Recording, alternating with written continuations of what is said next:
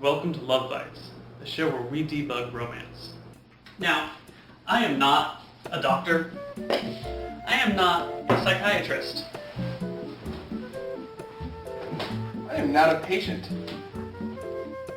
I don't have a degree in sociology or psychology, but what I do have is wealth of experience and a sincere desire to help you. Because sometimes love can get messy.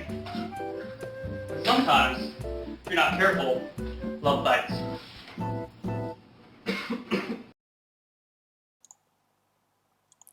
Hey everybody, and welcome to LoveBytes. How are you all doing today? Lita, how are you doing? I hear you just did a giant drive to Portland. Great. Yes, a nice little 3-hour drive from Seattle to Portland. It wasn't too bad. Typical drive, typical little traffic here and there, but nothing too bad. I'm glad to be here. Cool. So, we're going to start off by asking you what your qualifications for this are. Are you some sort of, love doctor who's been trained? Yeah. Are you... My qualification.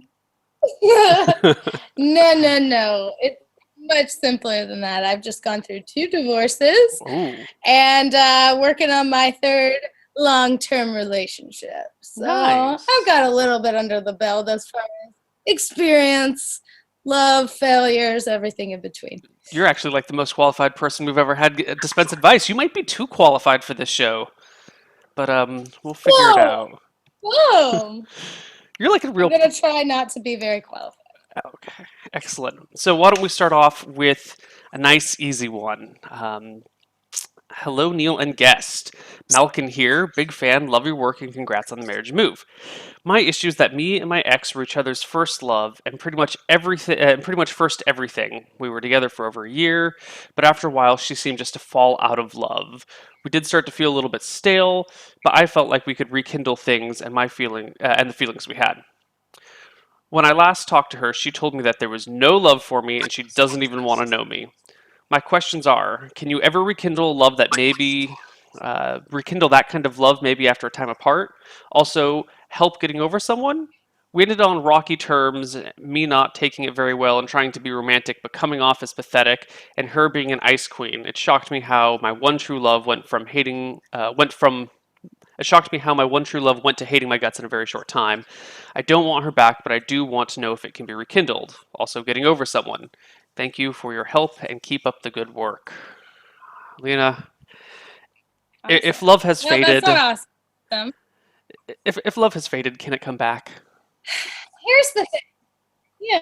I mean, my thing is like, you have this relationship, right? It's a young love. It's a new love. It's kind of like your beginning trial stage. And typically that doesn't, always last, unfortunately. Someone outgrows the other person, or feelings outgrow each other.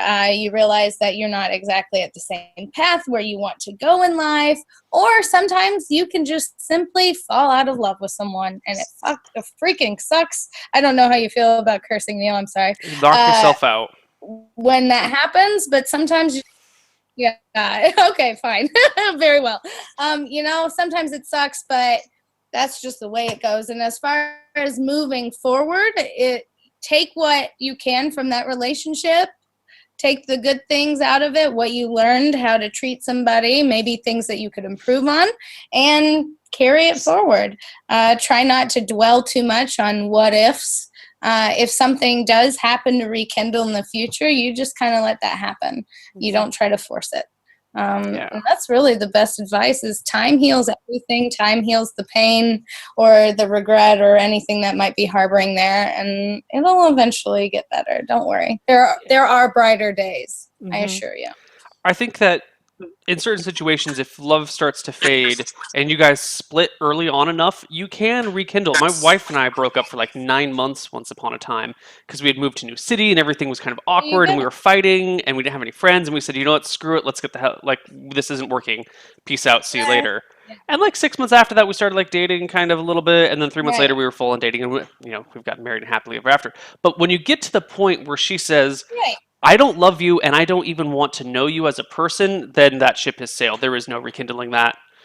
Um, yeah, that's just kind of lost. No, not at least for now. That's not to say like 2 years from now she's not a different person and you guys happen to meet on a path again. That does happen, but not always. So I wouldn't hold your breath. You know, Yeah. I really, if she's in that much of a bitchy mindset to where she's being an ice queen about it, she has either met someone else or she has just made up her mind and she's done. So Mhm. either way, it's kind of like you're better off finding someone new who will be, excited about you and Mhm. what you have to offer to them. I also want to touch on the statement you said. My one true love went from blah blah blah blah. I want to. I've always considered myself, a bit of a romantic. I've always kind of done the over the top, super big Mhm. gestures, but the notion of my one true love is kind of ridiculous. And I think if you hold to notions like that, you're Mhm. just going to find yourself more depressed and hurt because it makes it seem like there is only one person Yeah, out there for you, and that's like a absolutely. ridiculous fantasy. That's not anywhere near the truth. So you gotta That you gotta really is. separate yourself from that. And you can't, right. You're absolutely right. Because you cannot set yourself up to the idea that you're only destined to love one person. No, you can love numerous people. Is it harder to love people after you've been hurt a few times? Sure, but sometimes you find that right love later on in life after you've been hurt a few times and you appreciate that love so much more than if you were to just have it to begin with. Absolutely, absolutely. Yeah. All right, I think that one's tackled. Let's move on. Dear Neil and guest, this probably isn't a common problem, but recently my girlfriend has been wanting sex too often. It's only a problem because the sex can be painful for me, as when I reach climax, my penis swells to a point where it stretches the foreskin enough to cause agony. Of course, I want to have sex with her and I want to keep her happy, but obviously I would prefer not to feel that pain. What do you suggest I do to stop it hurting now, or to stop it hurting, or how can I ask her to reduce the frequency of sex? Dude, go see a doctor. That's not normal. Yeah, you Yeah. Yeah. I mean, even if like sex is daily, and you are getting swelling, which is common, you should see a doctor, one. And two, I highly recommend getting some toys, getting some other things into the bedroom that would help reach her sexual satisfactions, if you will. I mean, if she has this insatiable desire, if you will, then she needs to get other things to help along so you don't feel so disposed, if you yeah, will. but I don't know also how else to word it, but yeah. yeah. I mean, it might be something you enjoy doing daily or multiple times a day or whatever is too much right now if you weren't Right, in pain. Um, if you're having pain while you're having sex, you should really see a doctor. Like that's right. yeah. And if you're uncircumcised and you're thinking about your foreskin, there could be an issue there, where you might have to later in life get some of it removed if there's too much. There are many things that as Neil and I can both attest, we're not doctors, we can't give medical advice, but if my boyfriend were dealing with that, or a significant other, or even just a fuck buddy, if you will, I would be like, yeah, you should go see a doctor. Yeah, Like, go get that looked yeah, at. I mean, I love sex. Sex is great, but let's go see a doc. Yeah, Yeah, so that's what I recommend. And yeah. then as far as her desire to just have a high frequency of it, like I said, toys, or maybe if she's open-minded to maybe getting other people involved and helping with that load, then that's also an option. It's really where you guys stand in your relationship and how you feel about that. Everyone's different. Boom, done. I think that was solved very perfectly. Um, let's move on.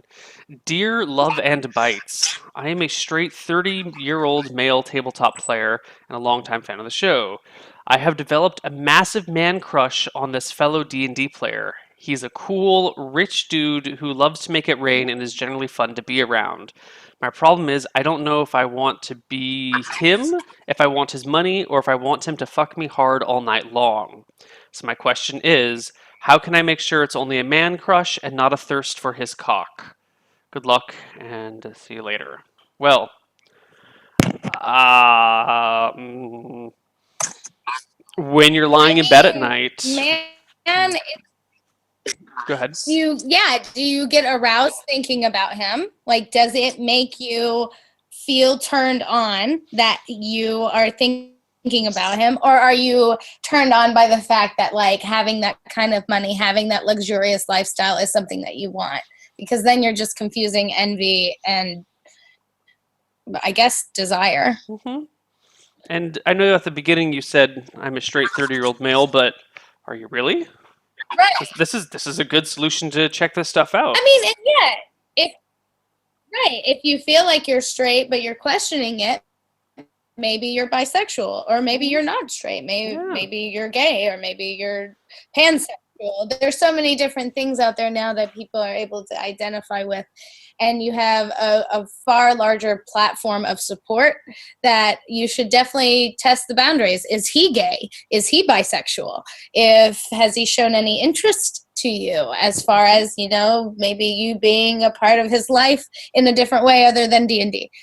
Those are the types of things you need to consider before going straight for, should I fuck him? Well, I mean, Yeah. do you find him attractive? And if you do, then maybe you should try if he's interested. I think one of the great ways to kind of figuring out where you might lie on the situation is to kind of branch out in the pornography realm a little bit. There's a lot of gay porn out there. Maybe see if that's absolutely. something you're into. Yeah. And I think from there, all the other steps will If you naturally get follow. aroused by it, yeah, absolutely. If you find pleasure in that, then I 80%, like, for example, when I was coming to a point of thinking I was bisexual, I was watching a lot of lesbian porn because I was really interested in it. But obviously I liked it too, but I was kind of scared. I was living in the South, which is not, very welcoming for being anything but straight. So I was very quiet about it for a long time, and as I got older, I realized that I was actually pansexual and not bisexual, and what the difference of that was. But that's a little tangent there. The point I'm making is it's okay to kind of question it, and even if you decide you are straight, at least you were honest enough with yourself to to fully examine it and determine that you weren't, in fact. Yeah. So then you're even more sure of yourself. So it's actually a good thing.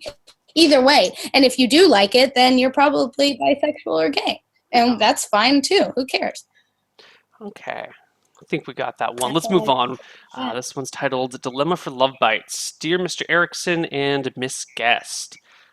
He then proceeds to write a 3-page paper. It's like 900 words. So I'm just going to surmise it because I read it earlier. This guy, Nicholas, he's 16 and a half.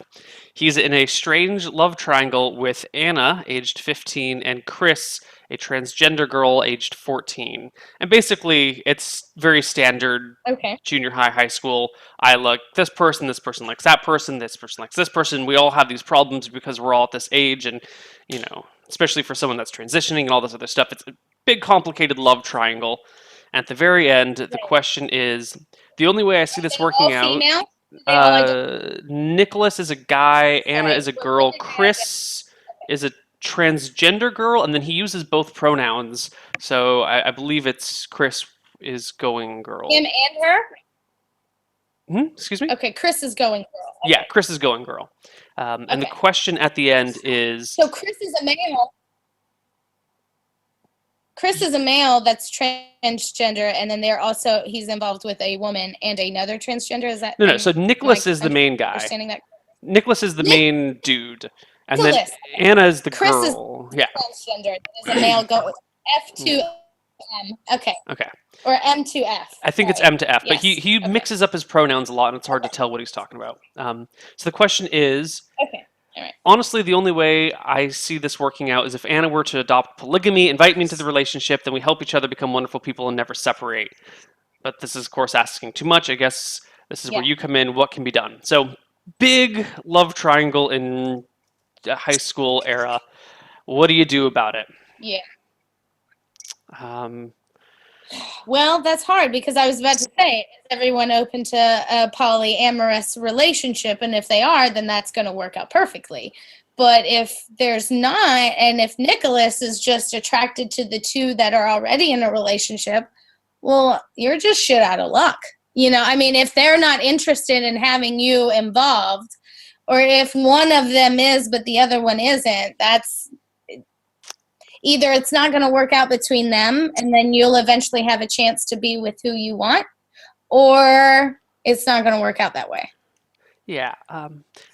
I would say, Nicholas, what you should really do here is enjoy the drama, ride it out. It's going to be messy and ugly and fraught with peril. And then in a few years, you can look back and laugh because there's really no solution for something this messy. Yeah. Enjoy the drama, and that way you won't have a thirst for No, drama I when you mean, get older and into other yeah. relationships. Like, just enjoy this. Exactly. I would agree completely. Yeah. Just get it over with now. Get it over with while you're young. By the time you're a junior or senior, you'll be done with the petty bullshit.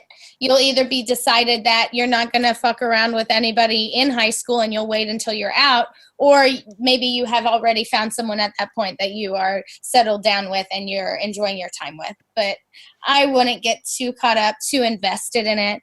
I know you hate hearing it, but you are young, okay? So just enjoy it. Just live in the moment. If it doesn't work out, it doesn't work out. Take from it what you will, whatever the universe is sending out to you to learn from being a part of this. And then if it doesn't last, then you move on and you learn new things. It's all about learning. Just take it as it comes. Yeah. And what she said, just enjoy what you're going through now, because one day you may wish that you could feel that amount of pain over a person again. Hopefully not, but Right. Yeah. It could be just one of those things where you grow up, eventually you're at an age where you're in your mid-20s or your mid-30s and you're like, that was a pretty funny time. I thought things were so important, but they really weren't, and so it gives you perspective and it gives you something to reflect back on and smile at and be fond of. So I know it might feel like it sucks right now, but just remember that things that suck, you end up laughing about, and things that make you happy, you end up crying about. So it actually flips and you're fucked either way. So just live life. Just enjoy it. Yeah. All right. Next question. Feelings hurt. So a few months ago, I broke up with my first and currently only girlfriend. Not anymore, she's not. Sorry, that was mean. Before that point, I honestly loved her and could have happily spent my life with her. What happened to cause us to break up was, first I learned that she had gotten into an argument with her parents and then blamed me for her acting the way she was, saying I was being controlling and messaging her all the time. Looking back on it now, I think the roles are reversed and she was being controlling and definitely kept messaging me all the time, even in class.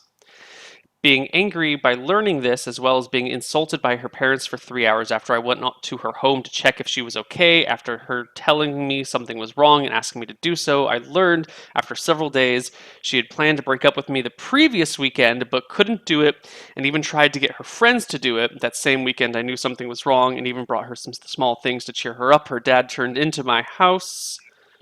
to my house, insulted me some more, and said she was breaking up with me. Holy shit. First and foremost, learn to sentence right. There's a rhythm.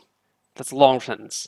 Anyway, the following week I get a message from her trying to act like nothing happened and then insulting me and saying it's rather immature things because I told her I didn't want to speak to her anymore. This left me feeling rather depressed for a while. I think I genuinely loved her. Recently, I've just really started to get over it, but now I've learned that within a few weeks of her last message to me, she's gotten another boyfriend. It brought back my feelings for her, but more than anything, I felt like she didn't care about me and all that I wasted, didn't care about me at all, and that I wasted 2 years of my life with her. I suppose my question would be, what do I do about it? Is there even anything I can do about it? Thanks for your help in advance. Well, I think a person who's going to get feelings Sorry, are probably because she's with someone else. I'm sorry, we started talking at the same time, Neil. Yeah, I think we've got I was just saying how you're probably feeling more strongly about it because she's seeing someone else. So that immediately makes you feel like on the defense. And then you also feel like you have to kind of, I don't know, mend your wounds a bit. And you feel a little, a bit wounded. Like you could lick your wounds a bit. And you could do that, sure, but this is kind of like our last a few questions ago. If she's already like to a point of moving on, like you can't think of it as wasted time because it's not wasted time. That time that you invested and spent in a relationship will help you in your future relationships. You will be a better partner than when you started as your first relationship. You'll always be better as long as you're trying to obviously be better. You could be shittier potentially, but no one's trying to do that when they're trying to find their forever person, Yeah. So that's what I have to say, at least. My first relationship was like a year and a half. And at the time, it was kind of wasted time. It was just the most horrible train wreck you've ever seen. But in retrospect, oh my God, that was so useful because I learned a lot about how other people can be evil and manipulative. I shouldn't say evil, it's a little bit mean. And how I can be stupid and petty and selfish and whatever. And in retrospect, I learned so much from that. So I know it sucks now and it's brutal, but it's not a wasted 2 years. That's a great 2 years. And also, you feel salty about it because I've been too. Like I felt real salty. Like there goes fucking 6 years down the drain. But then, like now in my current relationship, I'm such a better partner than I could have ever been back then when I was young and thinking I had wasted all my time, but I hadn't. I actually learned a lot. It just took me time to realize that I had learned so much. yeah. I also think that if your girlfriend was going to break up with you through another person, like through her friend, that's a really, really shitty thing to do, and you do not want to be involved with someone who's going to use other people to break up with you. Like that's not a place you want to be. No. That's very immature. And I can speak on that because I did that once. I broke up with someone through someone else. And it's like, who does that? You only do that because you don't have the intestinal fortitude to do it yourself, So I can speak on that personally. It is very cowardly. It's just because she does not have the cojones to do it herself. Yeah. So hopefully she comes to the same self-reflection that I did many years ago when I was like, ugh. And she fixes that. But if she doesn't, then is that really a loss? No. Exactly. You cut strings with someone who doesn't have a backbone. So who cares? Yeah. Good job. You've made the right decision, or the right decision was made for you. Well done. Yeah, I think so. Just move on. Yeah. Yes. Okay. So we're about halfway through. We're going to take a short break. And when we come back, we will answer a bunch more questions. If you guys have any questions for us, send it to koivu@regalgoblins.com, and we'll either get to it this week or we'll get to it next week. And that's that. So we'll be right back in a few moments, everybody. Bye-bye.